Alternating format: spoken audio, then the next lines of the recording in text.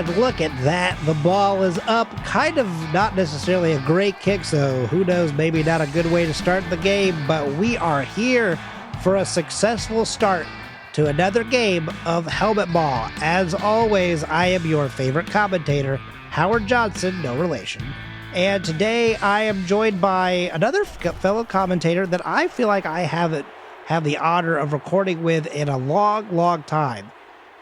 So how are you doing, Willem? Howard, I'm doing great.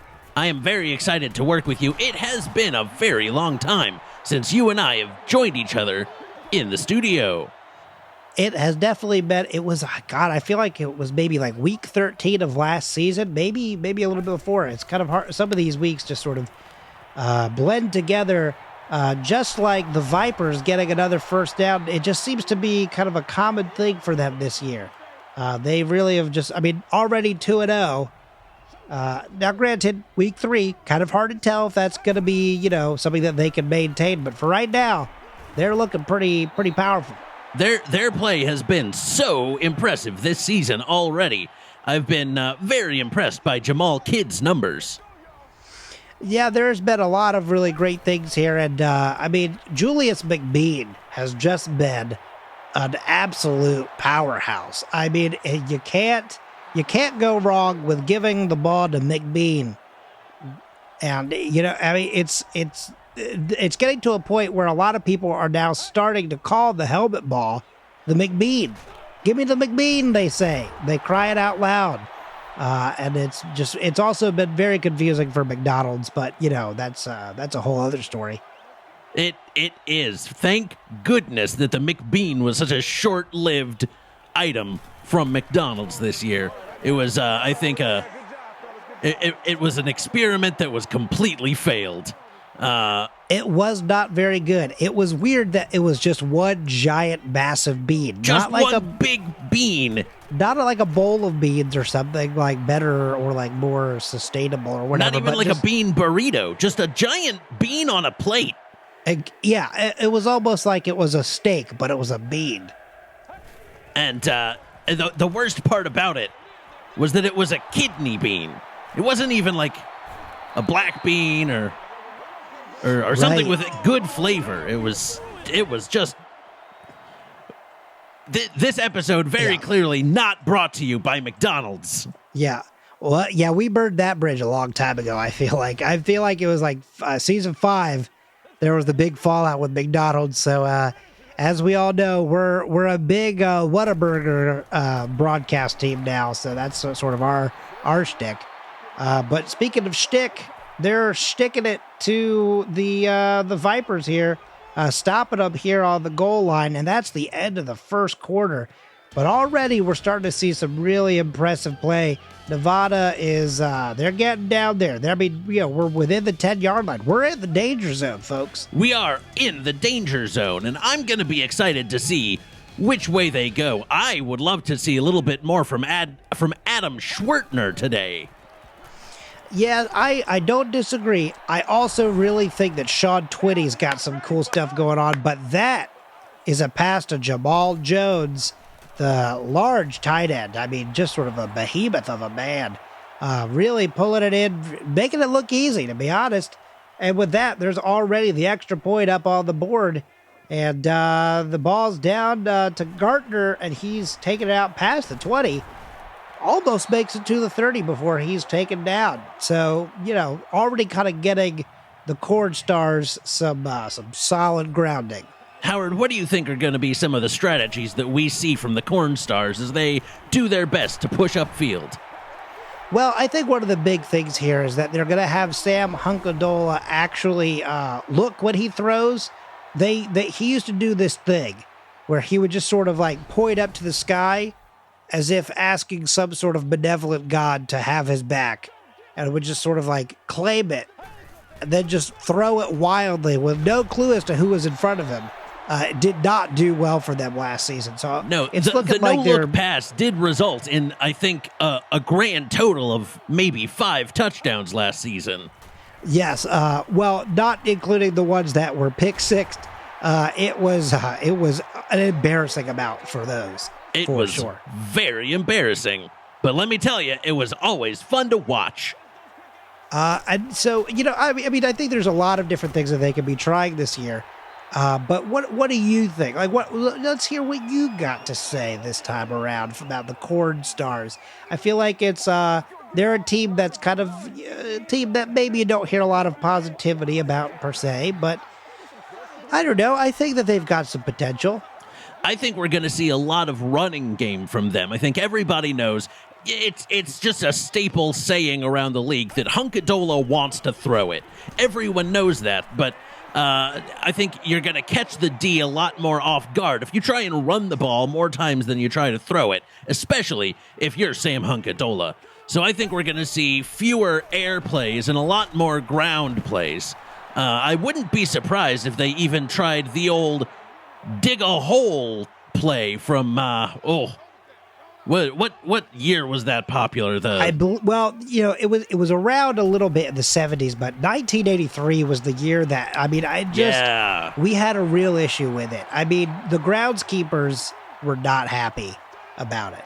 This was obviously before the merger that brought the two different divisions and teams together, or leagues rather, under the helmet ball IHL umbrella, of course. But I remember those days of just sort of seeing fields that just looked like a game of whack-a-mole had just happened. I honestly always loved it. It was such an interesting approach where, they'd wait for forever to do the snap while the offensive line was just digging holes with shovels, and they'd jump down and really do a whole lot. Now we've been talking a lot during all of this. It's 4th and 10. Cornstars are about to try and put 3 up on the board, but whoa! And he missed it. Whoa! Wow! Barely shanked it to the side there. Just not looking good for them. I mean, look. Here's the thing. This is not looking good for the kicker, Ronald Jeremiah. This has been a tale of 3 games here. That's been the 5th missed kick of the season. I mean, that's not something that you want to see. 5 missed kicks in a season as a whole would be a lot, But in game 3, that's not far great. too many. Very clearly, Ronald Jeremiah cannot go very long. I think that's what we've picked up on here. And it's just been, I'd say disappointing, but it's almost like he's trying. Like he's trying to just miss. Like he's edging out the field goals by bits and bits, closer until he's finally ready to make it when it counts. Sure. I mean, of course, look, at the end of the day, you just want it to really, I'm going to interrupt myself to say that Brenton Ozariades, kicking a punt that not a bad punt, a little over 60 yards, kind of really helping get the Cornstars further back than where the Vipers, I think, want them to be, just to help make sure that they can go into and so you can see the Vipers aren't super stoked about this already. Like the fact that they already got it past the 30. If you look to the sideline, they're doing the angry dance. The angry dance is not something that you want to see on the sideline. No, you do not want to see that angry dance. And let me tell you, you can tell they are very angry. Yeah, we're going to have to kind of keep an eye on it throughout the game just to see, does the dance get any angrier? Does it, claim any more people than it already has? It's not, hang on, we got a penalty. A penalty here, and I think it might be from dancing a little too angrily. Oh, yeah, you got to make sure you're keeping your emotions in check. At the end of the day, it is about sportsmanship. And that's what a lot of people are saying about helmet ball these days. It's getting a lot more about showmanship than it is about sportsmanship. Yeah, it's become a thing of trying to find that fine balance. It should be a scale system, kind of like justice. It should be properly, evenly distributed, between sportsmanship and showmanship, because the sportsmanship is, the professionalism, but the showmanship, that's what gets the ratings, baby, as they say in our biz. Wow, Shad, Wow, really? what ups on Shad there? Did you see that? I mean, really? I mean, like, the fact that they stayed up for that long was impressive. And if he stays up for too long, he obviously does have to see a doctor about it. But, just a little joke there. Oh, and Chad Gunn, speaking of going down, though. Gunned down, maybe. Perhaps. That's not something that you want to see from this team. I mean, they've been holding it together so far this game, and it's the first time anyone's come remotely close to Chad Gunn. Now, that's an interesting choice there. They just let the game kind of come to a halfway halt there. They don't even try to get anything going. So, speaking of getting going, I'm going to get going to the concession stand. What can I get you anything while I'm up? Yeah, I'll get one of those new matcha beers. Oh, I could certainly get you one. Yeah, we'll be right back after these short messages. There's no need to be ashamed of your corn habits. Generic run-of-the-mill corn just won't do it for you anymore. You need to check out cornhub.com. You can browse all kinds of corn from the privacy of your own home. Cornhub's advanced category search can help you find exactly the corn you're looking for. It even has a list of verified amateur Cornstars ready to shuck fresh cobs for you at a moment's notice. Plus, if you join Cornhub Premium for just $10 a month, you can chat live with your favorite Cornstars and receive free 2-day shipping on your corn orders. If you ask nicely, they might even give you the husk free. Cornhub.com.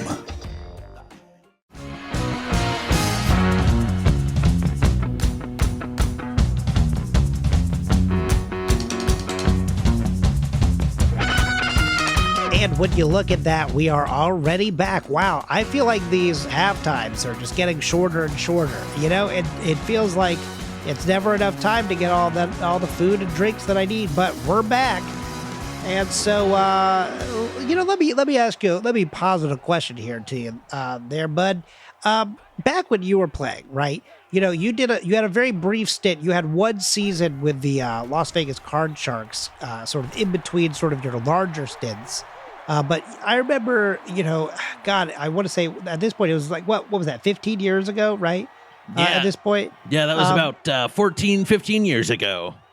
Now, when you were with the Card Sharks, you obviously were on that team with your offensive coordinator, is now the head coach for the Iowa Cornstars. Now, do you feel as if this is anything indicative of that? Or is this just sort of a bad season for the Cornstars? How is this tracking for you? Well, I really only got one good season, but I gotta say I'm honestly surprised. I did not think that Drake Longsfield was ever gonna really get anywhere beyond offensive coordinator, because he was. I mean, I'm just gonna say it.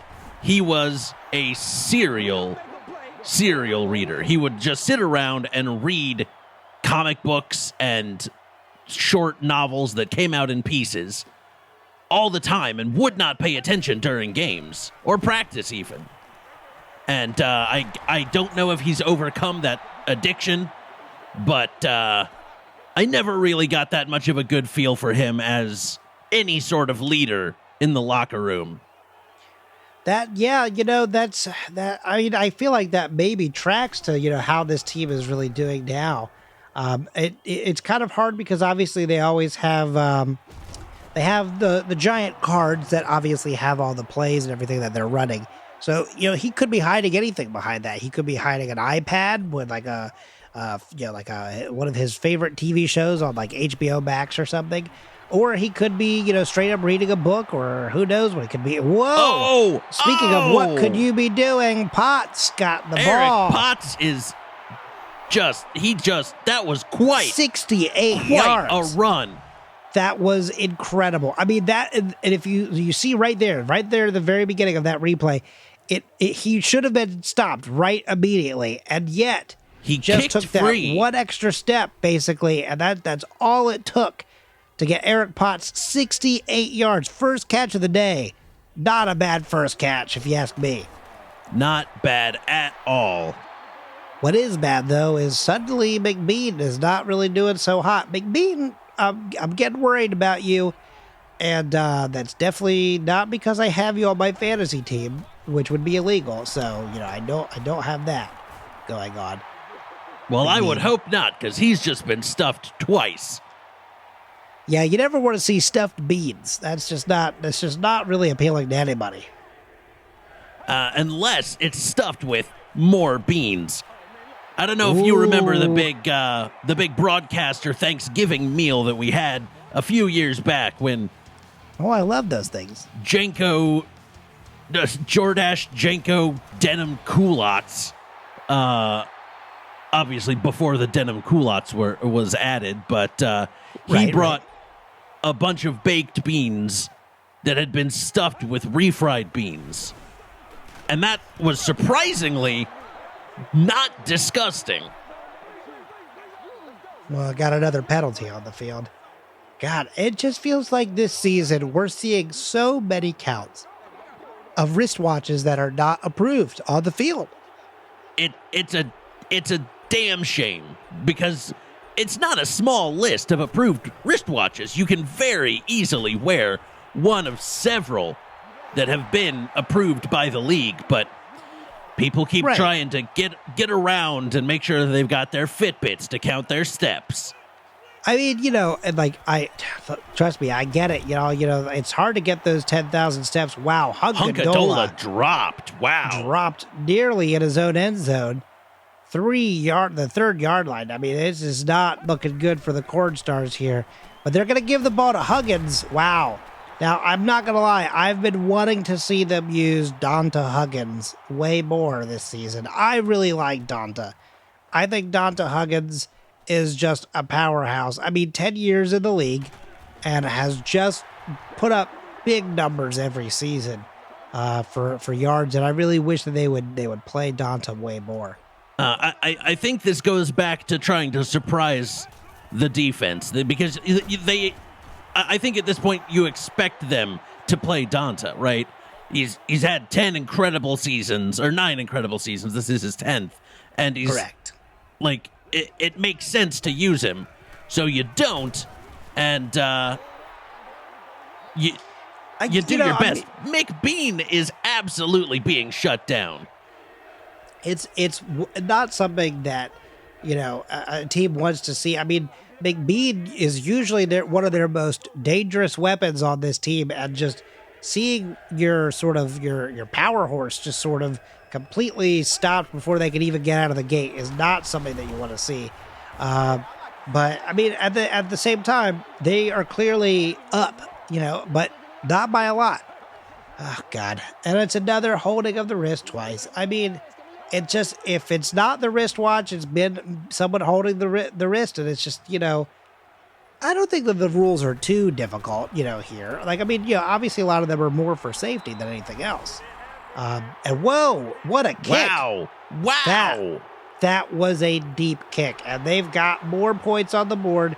I think probably solidifying a win here. I mean, yeah, I get it. We've got 2 minutes. But I mean, Cornstars have not proven to me today that they can put together a successful drive to make that happen. No, they've really been doing their best to justify their 0-2 record so far. It's possible that they are already in the intentional tank mode, so that they can make sure to get a good draft pick.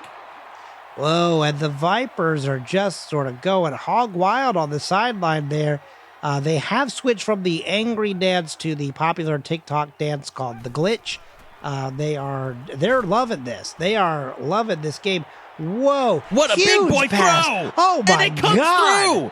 Through. You know what? We may have spoken too soon. Looks like we've got a bit of a barn burner here. Brandon Trammell with a downtown catch. That was, I mean, let me tell you. You want to talk about momentum and making a change when you need it the most.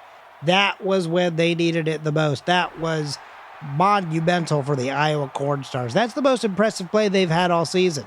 It is. I am very surprised they didn't try a flubby kick there to try and get the ball back early on. You know, it's a difficult tactic to figure out. You know, one of the biggest issues here is that if you do it and they get it, though, right, you're putting them right in a position where they could potentially just get 10 yards and then kick a field goal, and now they're completely, you know, out of your range. You know, well, I mean, I guess you would have to get a touchdown rather. You know, like you can't just tie it up. You have to, like, at that point, you have to outscore them. And I feel like, you know, that just really makes it even more difficult. But I mean, I don't know. What do you say? I mean, like, you know, what is your preferred way to go? Would you rather tie a game up and then, you know, attempt to overtake it in overtime when you've got a little bit more time to develop a drive? Or are you, you know, kind of on the mindset of just go, get it down the field, just, you know, take care of it right now? I'm a little surprised that you would ask me that, knowing my big campaign of go big or go home for almost all of the seasons that I played. I was very big about hating tying the game and only going to win in regulation.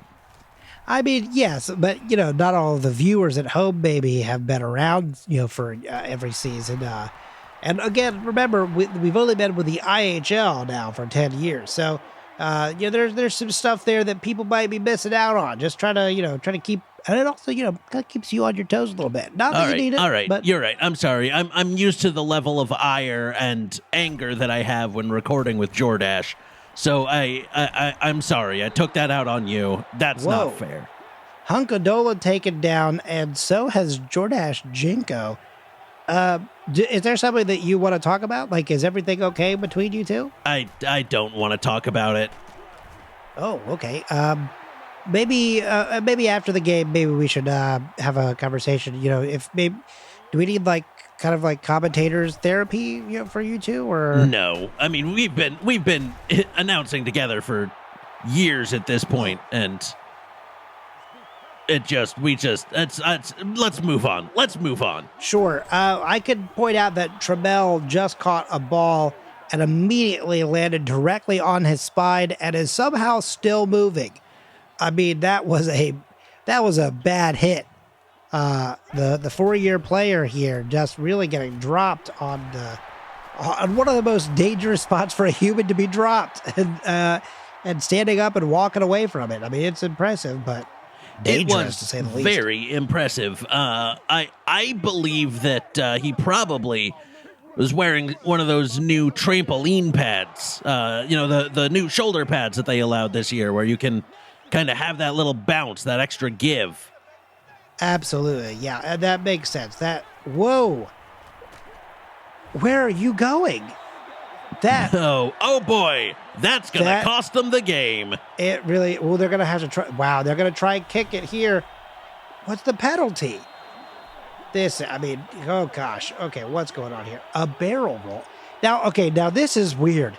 Okay, I'm not trying to tell any of the referees how to do their job, but the barrel roll call is only supposed to happen when you're within 10 yards of the end zone. Right. So them calling it here on the 40, I mean, and why would you not just try to go for the kick? I mean, what a bad call. They definitely lost yards in that penalty, but they shouldn't have. The penalty shouldn't have been called. What a controversial end.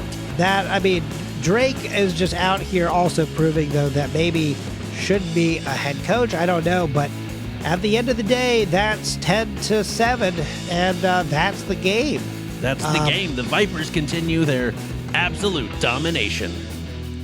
And with that, I want to thank you for coming out here and checking out another great game of Helmet Ball. Good night, and go home. Goosh.